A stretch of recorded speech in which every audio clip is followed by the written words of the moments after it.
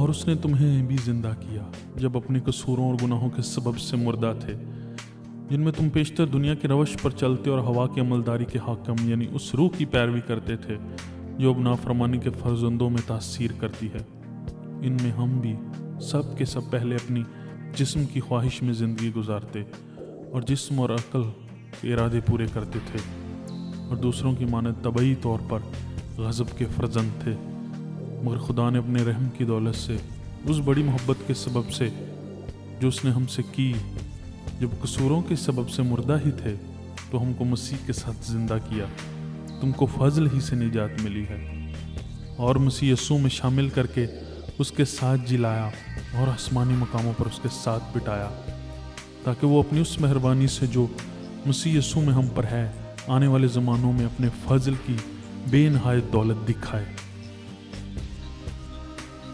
کیونکہ تم کو ایمان کے وسیلہ سے فضل ہی سے نجات ملی ہے، اور یہ تمہاری طرف سے نہیں، خدا کی بخشش ہے، اور یہ نا اعمال کے سبب سے ہے تاکہ کوئی فخر نہ کرے، کیونکہ ہم اسی کے کاریگری ہیں اور مسیح یسوع میں ان نیک اعمال کے واسطے مخلوق ہوئے جن کو خدا نے پہلے سے ہی ہمارے کرنے کے لیے تیار کیا تھا۔ بس یاد کرو کہ تم جو جسم کے روح سے غیر قوم والے ہو، اور وہ لوگ جو جسم میں ہاتھ سے کیے ہوئے ختنہ کے سبب سے مختون کہلاتے ہو، تم کو نامختون کہتے ہیں۔ اگلے زمانہ میں مسیح سے جدا اور اسرائیل کی سلطنت سے خارج اور وعدہ کے عہدوں سے ناواقف اور نا امید اور دنیا میں خدا سے جدا تھے۔ مگر تم جو پہلے دور تھے، اب مسیح یسوع میں مسیح کے خون کے سبب سے نزدیک ہو گئے ہو، کیونکہ وہی ہماری صلح ہے جس نے دونوں کو ایک کر لیا اور جدائی کی دیوار کو جو بیچ میں تھی ڈھا دیا۔ چنانچہ اس نے اپنے جسم کے ذریعے سے دشمنی یعنی وہ شریعت جس کے حکم ضابطوں کے طور پر تھے موقوف کر دی، تاکہ دونوں میں سے اپنے آپ میں ایک نیا انسان پیدا کر کے صلح کرا دے،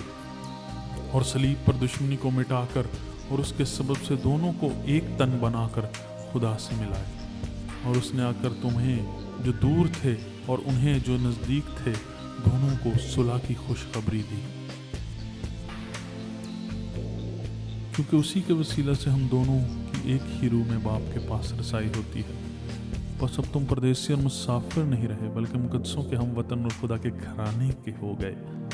اور رسولوں اور نبیوں کی نیو پر، جس کے کونے کے سرے کا پتھر خود مسیح یسوع ہے،